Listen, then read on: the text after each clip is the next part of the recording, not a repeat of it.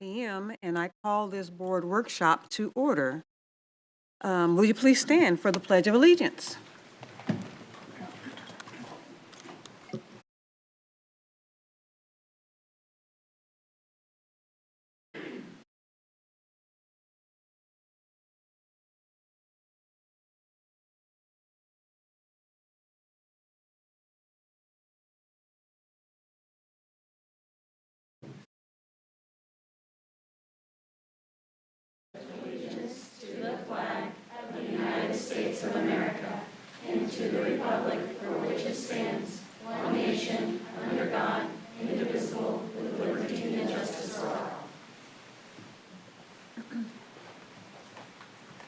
Thank you, students, and let's have each of you introduce yourself and tell us about yourself. Wow. Best item for lunch. Hi, my name is Ellie Castillo, and I don't know. The best item for lunch is a frozen yogurt cup.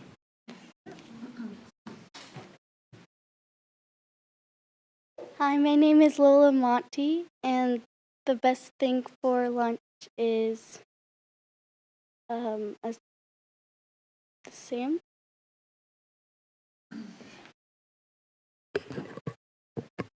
Hi, my name's Natalie Coons, and the best thing for lunch is cheeseburgers.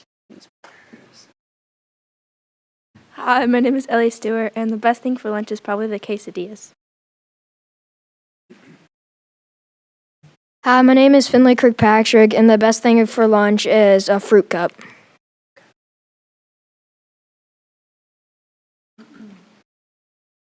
I'm Renee Scott, and I think the best thing for lunch is tacos. And I'm Greg Lawrence, principal at Trailwood, and we just want to thank you all very much for having us here tonight for the pledge. Yes, Thanks. Thank you.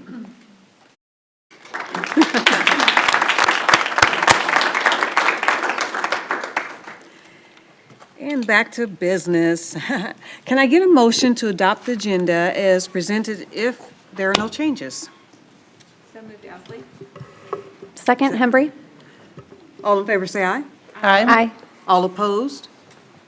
Motion passes 6-0. And so I'll turn to Dr. Schumacher for the superintendent's report. Thank you, Ms. Boyd-Nerona. It's been about a month since we've been together, so we have some really exciting news and quite a bit to share. To begin with, in a surprise announcement, 2 beginning educators in the Shawnee Mission School District learned they were Horizon Award nominees. The Horizon Award recognizes first-year Kansas teachers who, quote, perform in a way that distinguishes them as outstanding. The Shawnee Mission School District's Horizon nominees are Jordan Dombrowski, a secondary language arts teacher at Shawnee Mission East High School, and Hope Smiley, a third-grade teacher at Rising Star Elementary School. Give those 2 ladies a round of applause. These 2 wonderful educators are now in the running to be Kansas Horizon Award recipients. The Kansas State Department of Education will select 32 teachers from across the state to be winners. Congratulations again to these incredible Shawnee Mission teachers. Speaking of great educators, being among the best, Shawnee Mission has also announced its 2 Kansas Teacher of the Year nominees. Julia Orth, a third-grade teacher at Neiman, is our elementary nominee, and Audrey Gilroy, an art teacher at Westridge Middle School, is our secondary nominee. Give those 2 ladies a round of applause. The Kansas Teacher of the Year Award recognizes representatives of excellent teaching in the elementary and secondary classrooms of the state. Both educators will be honored as part of the Kansas Teacher of the Year program. Speaking of honors, Renee Chambers, Project Lead the Way Engineering, PLTW Signature Program Instructor, has received recognition as a Project Lead the Way Outstanding Teacher in the category of Engineering. Project Lead the Way states that teachers and administrators receiving this recognition, quote, inspire, engage, and empower their students by creating transformative learning experiences in their schools through PLTW programs. Congratulations to Renee Chambers and the engineering program. Great honor. I'm excited to share with all of you our September episode of Read Across SMSD. Let's take a look.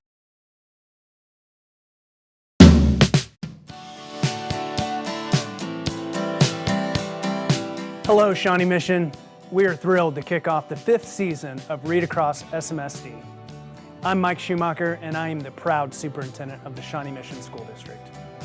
It's the beginning of the new school year, a time where we're all learning something new, and for many of us, experiencing change. The theme for the month of September encourages us to invite transformation as we work to engage meaningfully with the world we are a part of. The featured elementary book is called Some of Us, a story of citizenship in the United States by Rajani LaRocca. This book highlights a lot of different journeys people have taken to become citizens.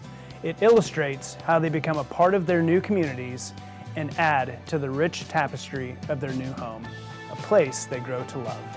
I'm excited to be here with several students from Santa Fe Trail Elementary School. Here at the start of the new school year, it's a time many of us are getting to know new communities. Some students are attending new schools, some have a new teacher, or maybe they've entered a classroom with classmates they haven't gotten to know yet. These trailblazers are going to share some of the ways they're helping students feel welcome and make their school community a place where everyone can feel a sense of belonging. I'm a 6th grade student and I help out with morning car duty. This is an important job, especially when we have new kindergarten students coming to school. We work hard to make sure they're welcomed every day and know where they need to go in their new school building. My class worked on an All About Me artwork. We got to share with people in our class. I had fun explaining who I am and getting to know my classmates better. At our school, we love to visit Wrigley, our school's therapy dog, when we can. He's always friendly to everyone, and I think that's a cool way to be. Sometimes just smiling, saying hello, or telling someone you are glad they can be here. That makes a big difference. Thank you, everyone. Those are all great examples. We really are one Shawnee Mission, and I like the ways that you are working to make sure everyone knows they belong. Today, we also want to thank our Read Across SMSD partners, NEA Shawnee Mission, and the Shawnee Mission Education Foundation.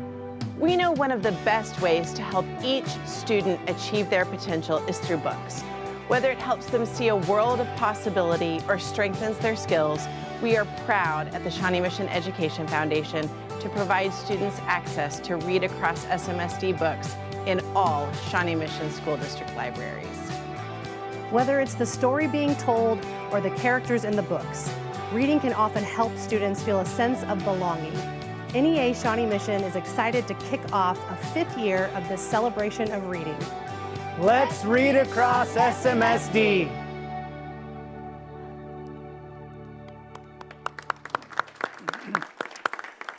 Kids were great, right? They were awesome as usual. They were giving me a hard time. It took them one take to do their part, and it took me multiple takes to do mine, but they were amazing. But of course, thank you to everyone in the video, along with our partner organizations, NEA Shawnee Mission and the Shawnee Mission Education Foundation, for the way that you continue to inspire reading and a culture of belonging in all of our.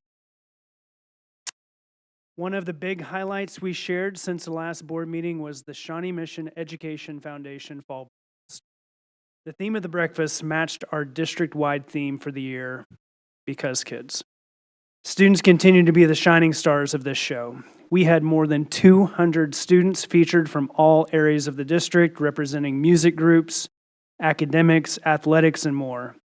The superintendent, I cannot have been more proud of all of the ways we showcased our community that day. Thank you to everyone who was on stage and to those who put on the show, especially our communications team. I would like to shout out Michaela. She did an amazing job quarterbacking that event. It was absolutely amazing. Can we give her a round of applause? She's in the back.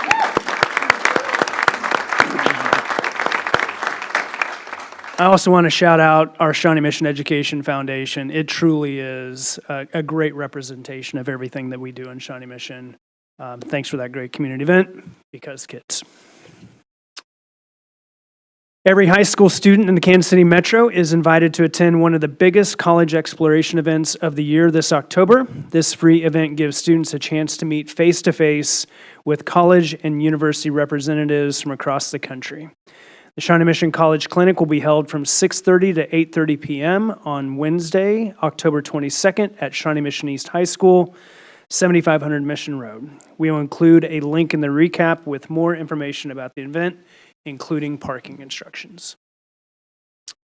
And finally tonight, I want to shout out the podcasts. We continue to have awesome guests on our district podcast, Shawnee Mission Mic'd Up. Each episode is a great way to stay up to date on what is happening in our community, and we wanted to highlight the last couple episodes. In episode 4, if you didn't tune into it, we were able to go in depth and hear Olivia Bloomfield's story from her mom, Sarah, and teacher Amy Soxy. If you don't know, Olivia was a student who attended Corinth Elementary, and she used her voice to promote inclusivity throughout our community and advocated for inclusive playgrounds. I really do encourage everyone to learn more about how Olivia used her superpowers to make her school and our district and our entire community better. It was an amazing episode. Our most recent episode digs into a very important goal we have in the district. We've been hearing a lot about that. And that is to have every student earn a market value asset or an MVA by 2030. This episode provides details about what MVAs are and the amazing real-world learning opportunities our students are gaining. Again, we'll include a link in the recap so anyone can listen. It was a really, really good podcast as well. So with that, that concludes my superintendent's report. Thank you so much, Dr. Schumacher. So that then brings us to our discussion items. Here we go. 3.01, the HR program update. Yeah, coming up to the podium are Dr. Higgins and team. We'll, of course, let him introduce the team. They have a pretty tight presentation for you today, but hopefully you've gotten a chance to look at their report. It is very detailed. They're doing some tremendous work in the district. I want to thank them for that. And Dr. Higgins, the floor is yours. Thank you, Dr. Schumacher. Certainly appreciate it. Good evening, Board of Education members. Thank you for the time tonight to be able to share a brief update with you from the Human Resources Department. You know, fortunately for me, I was able to learn a lot from my predecessor.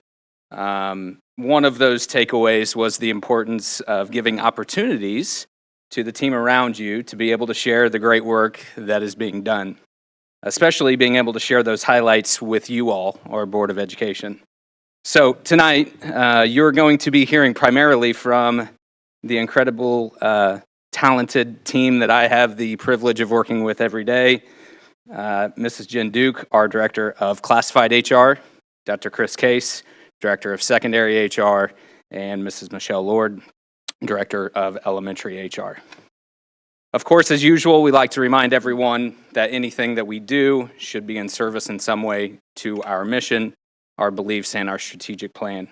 The People Strategy, Strategy 3, helps to guide and focus the work of our team. The program update report that we provided is a pretty exhaustive overview of the work that the HR team does, and it contains updates and information around the 5 functions of human resources. Tonight, we hope to highlight the work of the HR team by sharing several points of pride with you. As evidenced in our program report, there's plenty to be proud of. Unfortunately, we don't have time for all of that. So we're going to focus specifically on recruitment, on retention, and the employee experience. The celebrations, the intentionality, and the impact. And all of it because kids. Our recruitment efforts are designed to stand out and make a splash by grabbing attention, drawing people in, and showing them that SMSD is the place to be. Recruitment in Shawnee Mission goes far beyond the career fairs that we attend. It's about building those connections and authentic relationships. We send handwritten notes and follow-up emails to potential candidates. Candidates are invited to come on personal tours of our schools and classrooms so that they can experience the incredible community and feel connected in Shawnee Mission. We work hard to intentionally get to know each candidate beyond the application. It is important for us to understand their strengths, their passions, their goals, so that we can place them in buildings where they will thrive. We also get out and meet and connect with our student teachers, and our schools do a great job of supporting them. Cooperating teachers, instructional coaches, building administrators mentor and guide them through those mock interviews. They give them tips for success, and they give real classroom experiences. We have an incredible certified SMSD recruit team that does an amazing job of sharing our SMSD story. They attend recruitment events with our team, and it's really special to watch those team members engage with students / potential future employees, and to really hear them share the genuine love they have for their roles, for the district, and everything that SMSD has to offer. We truly feel this part of our recruitment effort sets us apart. We take an intentional approach with our social media, which truly highlights our why and spreads our Because Kids message. And our classified recruitment is strengthened by our interdepartment collaboration, particularly around professional learning opportunities for our classified staff and other initiatives. We connect candidates not just to positions, but also to the resources that make Shawnee Mission be a supportive place to work, including those benefits and wellness programs. Our recruitment efforts blend strategy, personal connection, and a ton of teamwork. Retention is a point of pride for our team, and you can see that based on the data. The top chart denotes our retention rate across classified job roles, including an increase from 64.99% to 68.6% overall. The bottom chart demonstrates our retention rate and growth across all certified categories, with an increase from 89.44% to 92.13% overall.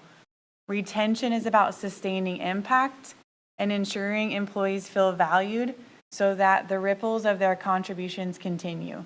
To sustain those ripples, we focus on 3 key areas. We onboard, we support, and we ensure our employees feel they belong.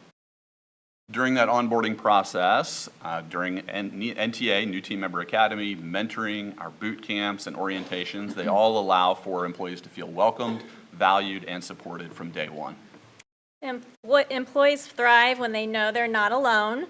And Shawnee Mission provides professional learning, evaluations focused on growth, and collaborative PLCs so that staff have the tools and the people around them so that they feel successful. Retention, it ultimately comes down to belonging. Recognition, our celebrations, personal connections, and our authentic listening from both HR and our building leaders help employees so that they feel seen, valued, and heard. Employee experience is about what it feels like to be immersed here every day. We want employees to feel engaged, valued, and part of a bigger process. Our hope is that the recruitment and retention efforts that we've talked about previously in that experience for all of our employees that make them want to continue to show up day after day and support all the students in our schools. The District Employee Experience Survey is one way of measuring progress on a number of different topics, such as environmental, structural, professional learning, cultural relationships, culture safety, wellness, career satisfaction, and mentoring. As you can see, from 2024 to 2025 of administering the survey, we saw a good increase in participation, as seen in the table. And with the help of Dr. Dan Grumman, we were able to pinpoint 7 items listed on the slide from the survey that statistically were tied to retaining our employees. We call them our employee retention drivers. Building and department leaders were armed with the drivers this summer as they examined the results of their employee experience data. This allows them to be intentional with the retention efforts within their buildings and departments. And our department, the HR department, has decided to focus our efforts on creating action plans to support and enhance the overall well-being of our employees and the financial well-being of our employees. We consider everything we do through the lens of our employee experience. As mentioned previously, the HR team is heavily involved with the strategic plan, specifically Strategy 3, which revolves around people. Several action teams are in process, while other teams will kick off their work this school year. These action teams are working on or have completed their work and submitted recommendations for consideration, all in an effort to grow, develop, mentor, support, recruit, and retain diverse and exemplary certified and classified team members by being the best place to learn, work, and connect, all by fostering a culture of excellence and inclusivity. While we're focused on our recruitment, retention, and employee experience efforts, there is so much happening within the HR department to celebrate and to be proud of. And at the end of the day, all of this matters for one reason and one reason only, because kids. We certainly appreciate the support and belief from each of you and would be happy to answer any of the questions that you may have regarding our report. All right, I will look to my fellow board members. If anyone wants to start, question, comment, or dialogue tonight. May I start? Mr. Westbrook? Oh, Mr. Westbrook. Go. Sorry, Mary. I didn't No, mean- you're good. You sure? Yep. Okay. First of all, I want to thank you for the comprehensive report. It's extremely thorough and well done, and I'm proud of my association with the good people who demonstrate this kind of leadership. It's pretty terrific. I know that we do all we can to reflect our community in the classroom so that when the kids come to school, they see the diversity of the society they're growing up in, the community they're growing up in. Do we have special recruitment efforts where we go out to certain targeted schools where we know we have populations of talented people who are going to match the kind of composition that we're trying to look for? And can you talk to me a little bit about that, Dr. Higgins? Yeah, certainly. So we absolutely do target specific schools to assist in our recruitment efforts, specifically around that the diversity of our teaching staff. We visit several HBCUs locally in the region, as well as Hispanic serving institutions in the region as well. So, I think another piece of that really is while our report touches on the racial demographic that we make note of, and we've made great strides over the years with our demographics. We still have work to do, right? We know that we still have gains to be made, but I also think that diversity goes beyond just that racial component as well, and really looking at life experiences that folks may bring to the table that really could help serve our students in other areas as well. We know that that everybody brings a story that can connect with our kids, and those things are important as well. A follow-up, I really like the phrase life experiences because our kids learn not only from the curriculum we offer, the programs we offer, the services we provide, but from that rich life experience of our staff. And I'm glad to see that highlighted. I think it's really important. Is there a certain feature that seems to be the feature that people ask us about when we're interviewing staff members, prospective staff members? Salary and health benefits are always on the table, but I got to believe that teachers that we recruit are also interested in other issues than just those two factors. Can you talk a little bit about what our aspiring teachers are searching for and the experience that they would have as a Shawnee Mission staff member? I'll chime in a couple things, but I'm going to look for the team as well. So, we're fortunate. We're in the Kansas City Metro, which is a great place to be and a great place to recruit to. Obviously, Shawnee Mission and the reputation that we have as a school district is helpful as well. I don't have any data around this, but we hire a lot of our alumni. And so I think, yes, salary and benefits, those are really important things, but we also get a lot of students right out of college that they were students in Shawnee Mission. They want to come back home. So that's an important piece as well.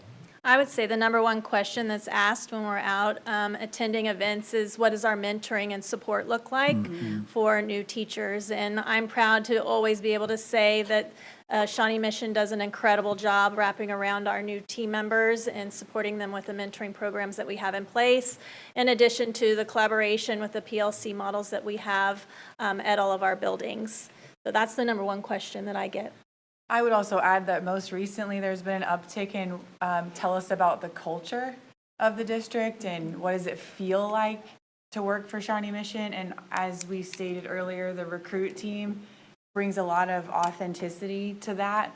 But as you know, we're all sitting here as also former building leaders. I think we are well equipped to speak to the culture, and I think our team are the right people to share that the culture is one of, we want to see you, hear you, and we want your talents to be exhibited, and we're the place to do that.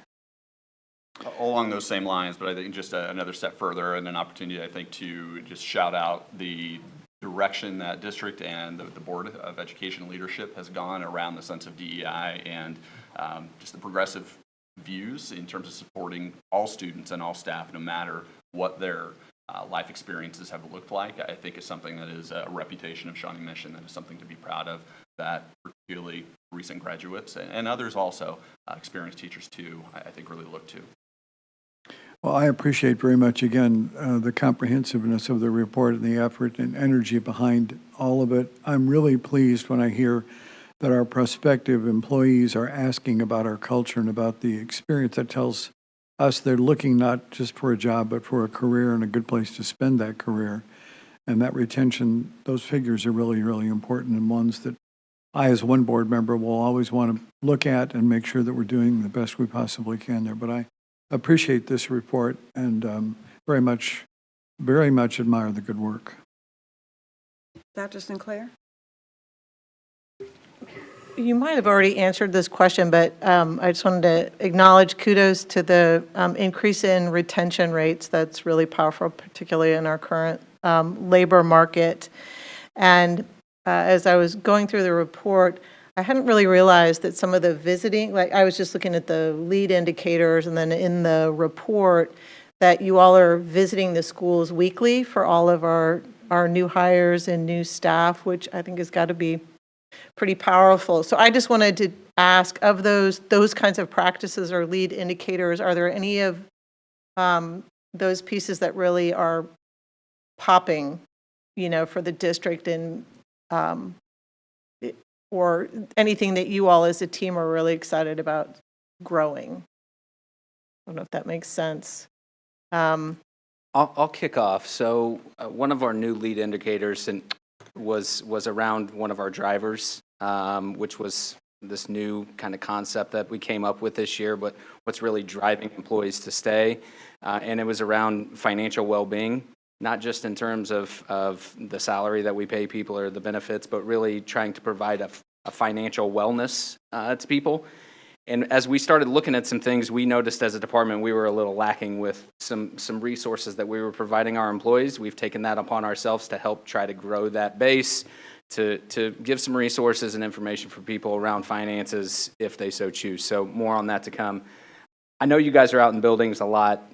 Talk about the impact that has on our first year teachers, our new teachers to the district. I think Dr. Sinclair, that's what she was referencing there. Well, not only when we get out to see our new teachers, we're also connecting with our student teachers, and then from there, they have their cooperating teachers. So it's shouting out our cooperating teachers and thanking them for the incredible work that they do to support our student teachers. And so it's just allowing them to be able to be seen and recognizing the value that they have in our district.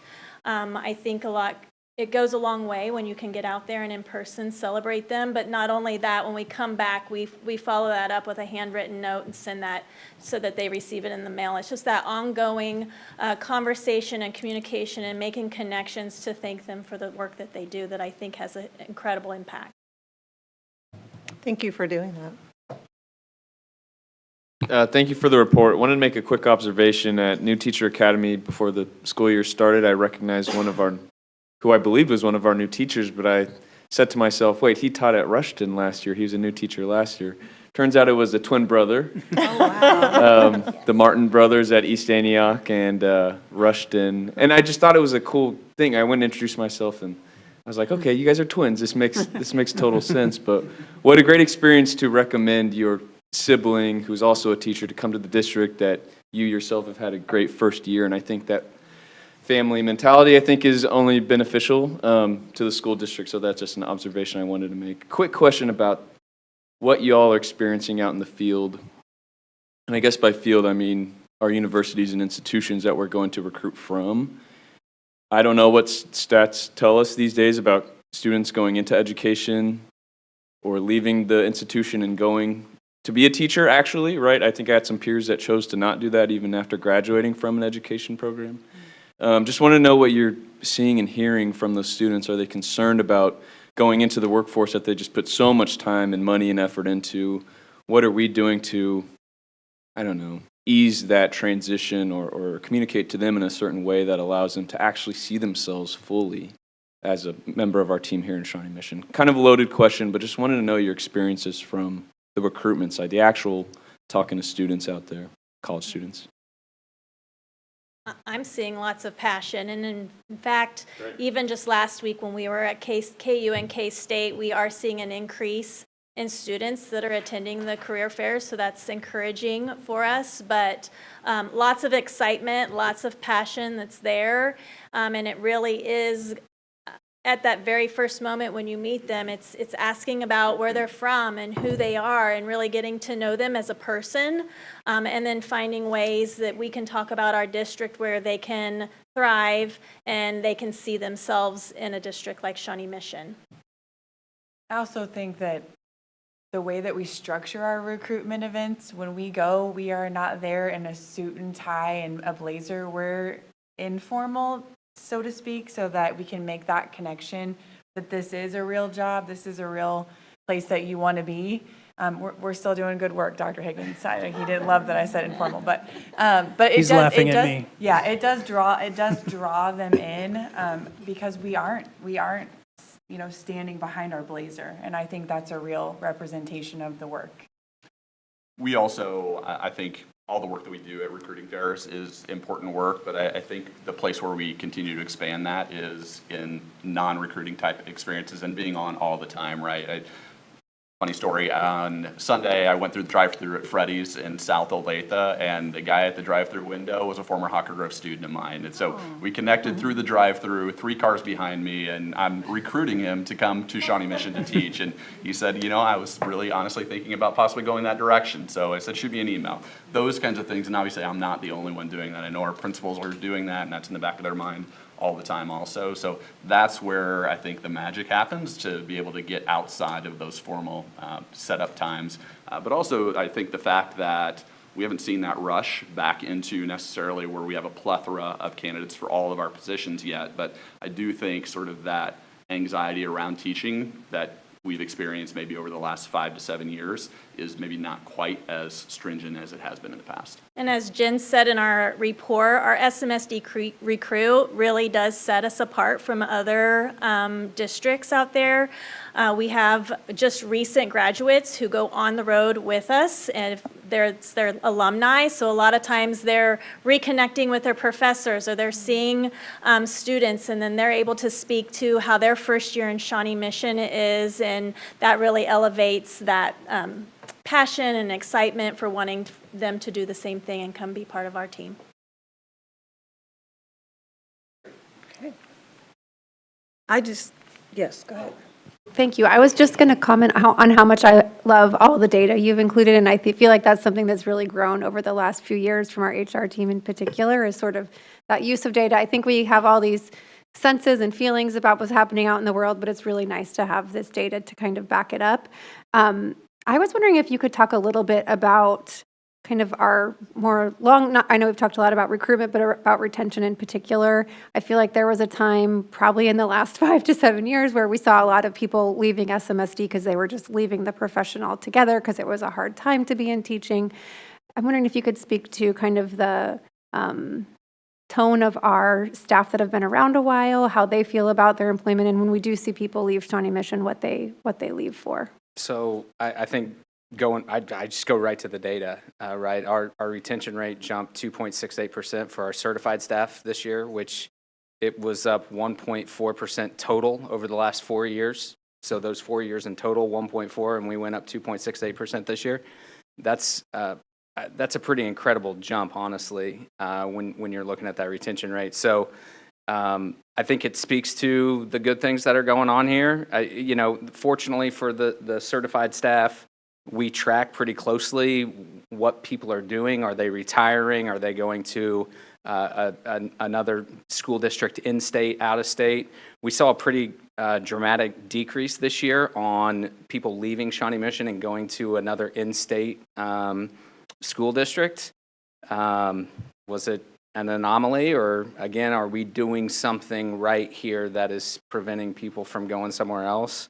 The retirement, we understand, is kind of going to ebb and flow from year to year. That's just the nature of what we deal with. But, you know, we want to focus on those things that we can control, our culture, but also our wellness programs, our clinic, our salary and benefits. How can we stand apart from those competitive school districts that are close by to make sure that our employees are staying here here at home in Shawnee Mission?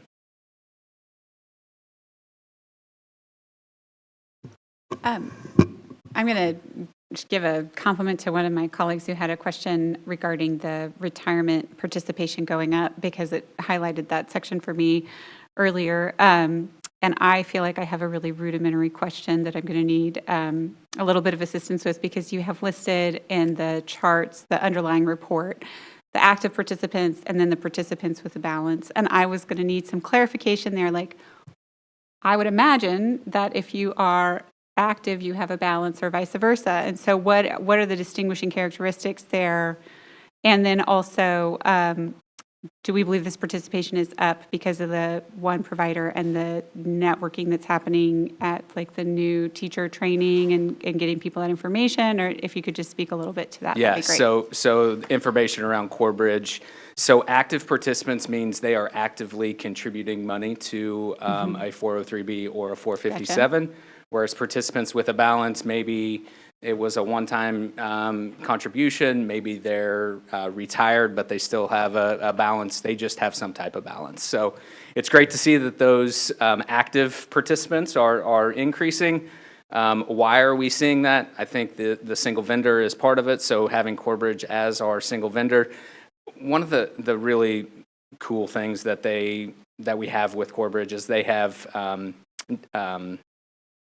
specific advisors that our staff can meet with. So any staff member in our district can request to meet with a CoreBridge advisor to seek advice on investment options, retirement options, what they should be looking at. I think that's, retirement options can be a little scary for people. And so to be able to have that professional advisor there to help, I think is a benefit. We, and with the help of our principals, make sure that our staff are aware of those opportunities as well. So I think that communication is important as well and has helped those numbers go up. Because we're at, it's slightly, what is it? It's less than 50% of our staff are participants with a balance. Correct. So having, goals with regards to, because this is the first year that it's just been CoreBridge, correct? Is that?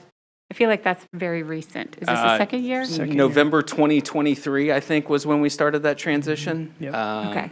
So this is higher participation since that, whether there was potentially confusion with regards to decision fatigue, because it can be overwhelming to look at all of that. Correct. But that's great. So kudos on that, and I appreciate the information on that. I just had a quick question about the employee experience survey. Can you remind me, is this one that was short? So we had multiple surveys and condensed it down into one. So yeah. And we're seeing an increase in participation rate through that. Yes.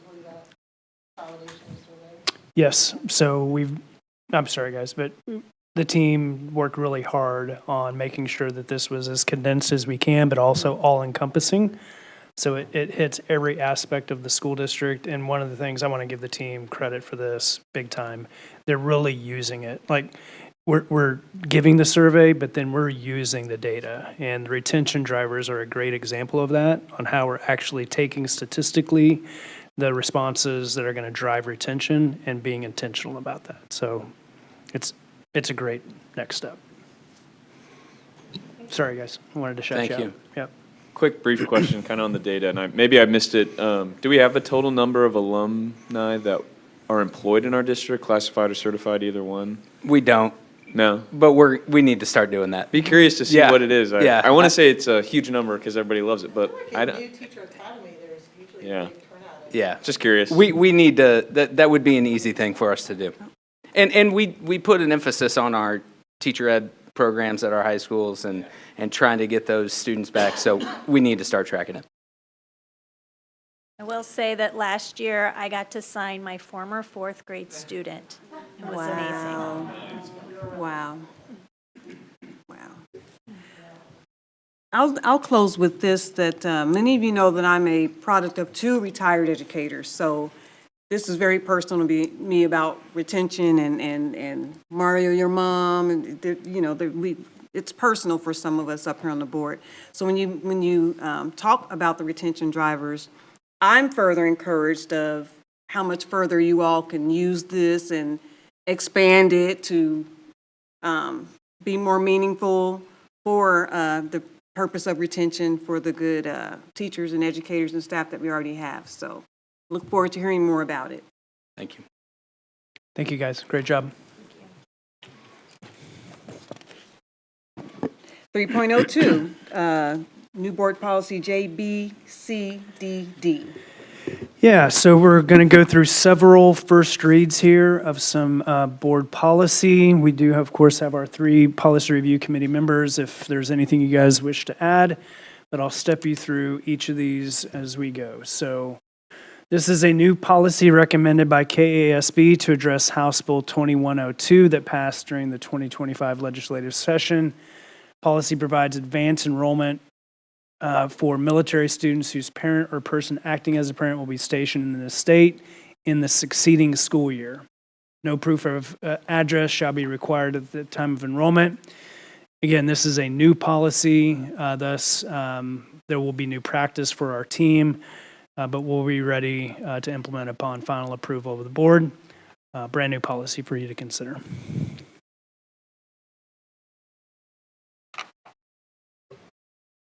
And can I ask a question? Yes. And again, this is in compliance with state statute? Yep. Correct. House Bill 2102. Yep. Okay. And this is for first read. It is. 3.03. Ready for that one? Okay. Again, this is a revised policy. KSB is recommending revisions to policy BBC in order to comply with new language in the open meetings law, House Bill 2134 amended KSA 754318 to provide as follows, in quote, when a subcommittee or other subordinate group is created by a public body or agency, whenever a majority of such subcommittee or other subordinate groups meets, such subcommittee or other subordinate group shall be subject to the requirements of this act. It is important for us to state that this does not require any change in our current practice. We're already doing this. This adoption of the policy will simply codify what we're already doing. Right, so we're just basically notifying when the policy review committee meets and when the finance facility meets like we do with our board meetings. Yeah, I think we are very good about being hyper vigilant about making sure we notify our community with any of the times in which subordinate groups are meeting. We probably have gone beyond what we had to in the past. So this will codify what we're already doing. With first reading 3.04, CN. Okay. This policy is being revised to conform with KASB model policy. They are recommending revisions to its model policy to reflect changes to the open records law. House Bill 2134 amended KSA 45219 with focus on what fees may be charged when a public agency provides copies or otherwise furnishes records to a requester pursuant to an Open Records Act request. Again, to note here, this will not change our practice much, if at all. David Smith and Rachel England have always worked together on these requests. They've communicated with individuals who are making these requests and have done what they can to limit the costs for them and to have the least expensive of our employees possible to work on these records retrievals. I feel like we are very interactive with people who make our requests, and do what we can to assist them. Okay. 3.05, revised board policy DFE. Okay. KSB is recommending additional language to reflect a recent revision to KSA 12-1675. Other revisions to this policy were made to bring it in line with KSB model policy. The revisions of this policy will not require any substantive changes to our current practice. Continue with first reads, 3.06. Okay, this one's a little detailed here. The policy is being revised to direct employees to use the grievance process contained in their applicable negotiated agreement or personnel manual because those documents set forth a specific grievance procedure. Language regarding complaints about alleged violations of board policy will be added to policy KN, which we'll get to here at the end. Give you a little more context. It was very clear to district administration that there was some confusion regarding when to use the grievance procedures and when, if at all, to use this policy. So prior to making this recommendation to the Policy Review Committee, our team ensured that we updated the grievance procedures for all employee manuals, or in the case of our professional employees, the PNA. So we did those updates this summer. So every employee manual has a specific grievance policy. So this adoption of this revised policy will not remove the employee's abilities to grieve, but in our opinion, will better clarify the process for them. So layman's terms, all of their manuals have a grievance procedure. This speaks to pointing back to those grievance procedures, if that makes sense. All about clarification. Yep. Right. Alrighty. 3.07, policy revised board policy JBC. Okay. This language is being added to refer individuals with enrollment questions regarding military students to new policy JBCDD. Very small edits, as you can see, just a couple red lines, again, pointing people back to JBCDD. Okay, a little shift here then. So revised board policy JGFGB. Yes, sorry. I'm getting all these letters straight. Right. So this is 3.08. KSB is recommending that this language be added to note that the school staff members cannot hand out any medications that are illegal in Kansas. We do not anticipate any major changes to current practice regarding these revisions. Again, this actually codifies the work that we're doing. I'm looking at Dr. Ziegler. She's confirmed with Ms. Bundy that this will keep us in line with our current practice. Then, Again, and this is driven by state statute? It is. Okay, thanks. 3.09, revised board policy JH.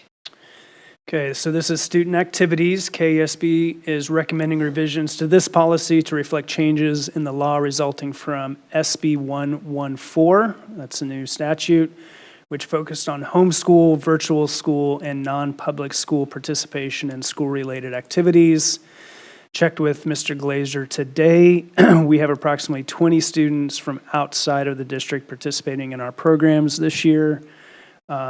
It's hard to predict if this will have any large impact on our current practice, but we do already have students using this opportunity.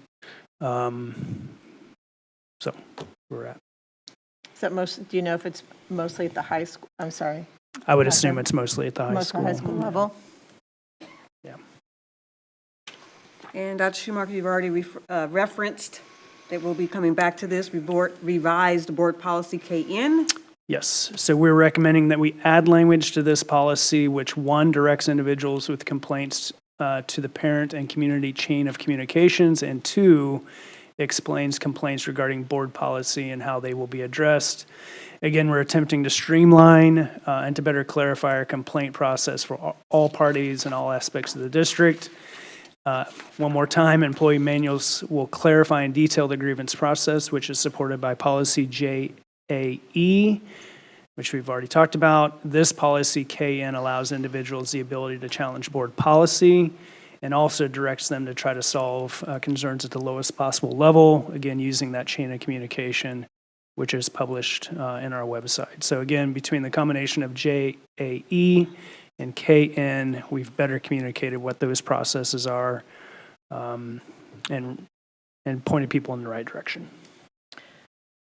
I appreciate the work of Leadership and Policy Review Committee. I think those two in particular are helpful clarifications, so appreciate that. So those are first reads, excuse me. Same process. If you have questions or comments or edits, please share those with me prior to our next board meeting in 2 weeks, and we'll bring to you second reads. Okay. Looking both ways for any other comments. Okay. So we are now at the consent items. As a reminder to our community, our first meeting of the month is generally a workshop meeting, so you will only see a consent agenda tonight.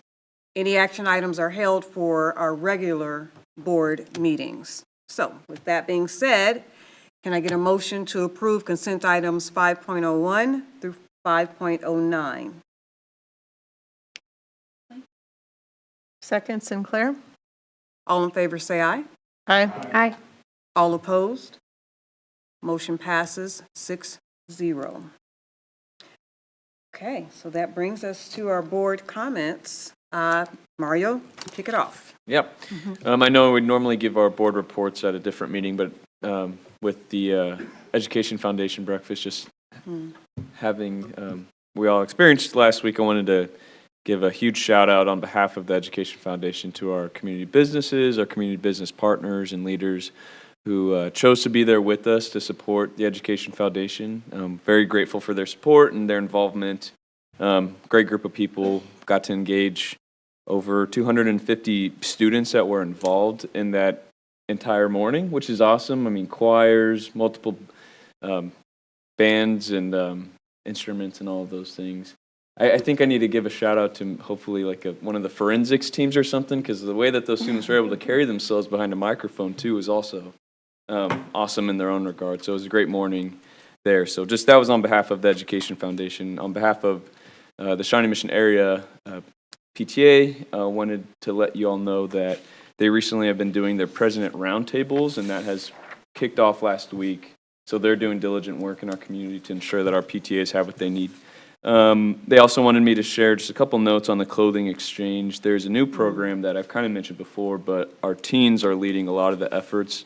There's a new space there at Broadmoor called SM Threads, which is very similar to a thrift store. And as we know, like in culture right now, maybe even in the last decade or so, thrifting is really cool, and it can be really important to families who require some of those things. It's no cost coming into that space and getting some free, cool clothes. But having it student run, I think, is really cool. Just a really important factor that. So they're going to weed out the clothes that aren't cool? Yeah, maybe, yeah. Might have to go check it out.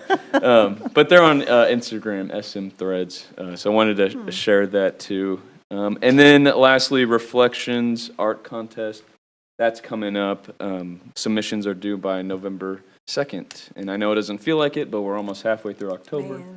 So that's coming up right around the corner. So, yep, those are just comments on behalf of those two groups. And then for me directly, homecoming weeks in the district I think have been awesome. I was glad to be a part of North's, of course. The parade and block party and homecoming games are all fun. So glad to have that behind us, but always great to experience, right? A lot of great community stuff going on. I'll just jump on the conversation around the breakfast, which was amazing. And I think all of 200 students, but I think our poet Laura Johnson exemplified Because Kids and the inspiration behind what you all do as educational leaders in our community. It was fantastic. I was just going to give a shout out to Rose Hill Elementary in Corinth. They actually partnered for a culture night last week. I believe Ms. Sandy Garcia from Rose Hill was one of the leading organizers, and it was fabulous. I think one of the things that brought the biggest smile to my face was just seeing our students take so much pride in their identities and their cultures and showing off the clothes of where they come from and their families. It was a really special night, and I'm really glad I got to be part of it. I'm glad the Corinth Dragon did not fall getting on stage to high five the Rose Hill Rocket because it was a bit dicey, but it was a beautiful night. So there have been some significant changes at the federal level that I think our community should be aware of. I know folks are already aware of the reduction of employees at the U.S. Department of Education, but on Friday evening, notices of RIFs went out to everyone in the U.S. Department of Education's Office of Special Education Programs, eliminating the office in its entirety. There are maybe only 2 people left in the country working in that office, and that is the office that enforces and operates the Individuals with Disabilities in Education Act. So controls and operates and ensures special education funding and that the rights of our students with special education are met. We, of course, value special education students in our community and I believe in our state. Funding for special education has consistently been a priority of this body as well as of the Kansas Association of School Boards and has been a consistent topic of conversation in our legislature.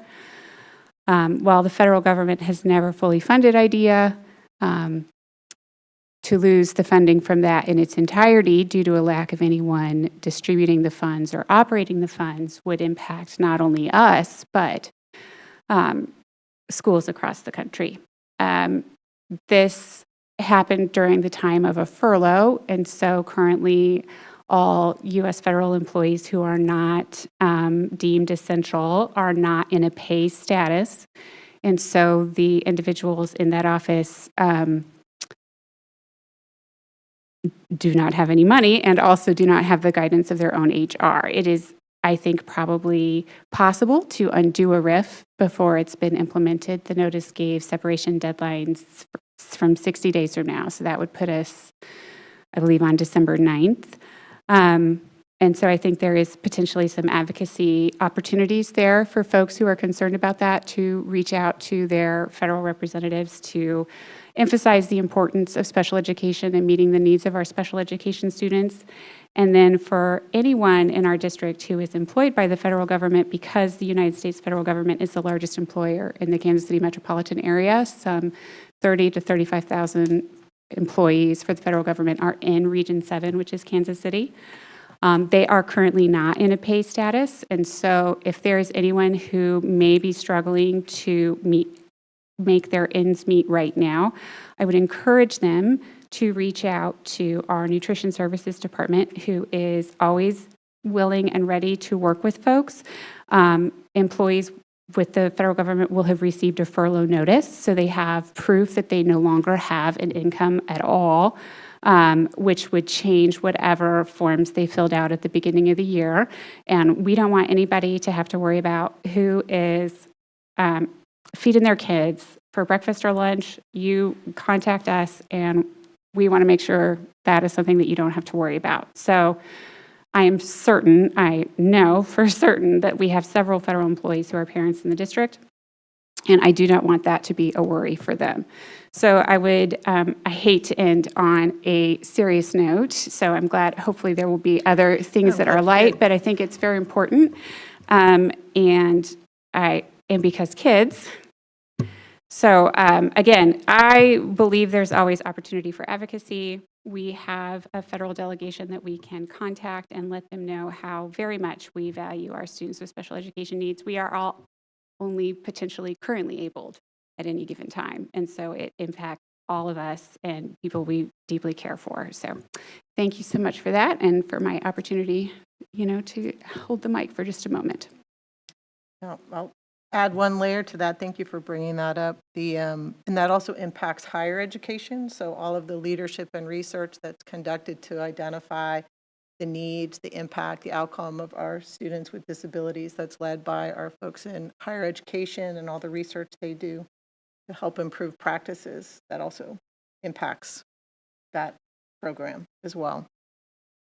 And of course, our pre-K learners, our preschool learners, anyone who has those special education needs. So we're talking students from teeny tiny, so all the way up to those we're trying to recruit to come to work in the district. So we've got a lot of varying interests here. I want to thank Representative Osley for bringing that matter into focus and expressing those issues. I share the concerns about special education programming, and I think that anybody in the school district here in Shawnee Mission knows we're devoted to special education, to that population, and we are certainly not going to retreat, but if anything, double our efforts to support all students in Shawnee Mission, particularly those who have special needs. I thought the act of eliminating the programs and the way it was done was a particularly cruel act, and I thought its harshness kind of establishes a kind of tone toward public education at the federal level and from the executive offices of our three branches of government that I was particularly disappointed in. I'm nobody to make a comment on presidential conduct. That would be terribly presumptuous, but we live in tough times right now, and I think to think that our advocacy here at the dais or in the public is not important is to understate how important every one of our citizens can be in this effort. We really have to raise our hand and measure carefully how we're weighing in on things like this. It's very, very insidious when we don't. So silence can sometimes be a vote in the wrong direction. So I would encourage people to pay attention and to express themselves strongly to their elected officials, because this is not a trend we want to see continue. I also want to weigh in on the Education Foundation breakfast. What an extraordinary experience that is every year. Every year I think, how are we going to top this? And next year you do. And I don't know how you'll do it next year, but I'm sure you will. The payoff always is when the kids participate, the performances, as well as the inspiring speech that we inevitably receive from someone who is a product of our system and who has prospered from it and who shares that prosperity in their genuine, their authentic expression of enthusiasm for what they are becoming because of what Shawnee Mission has done, and all of us should be, I think, very proud of that. So thank you for that, team. It's great work. And I think all has been said. So with that, if nothing else, this meeting is adjourned.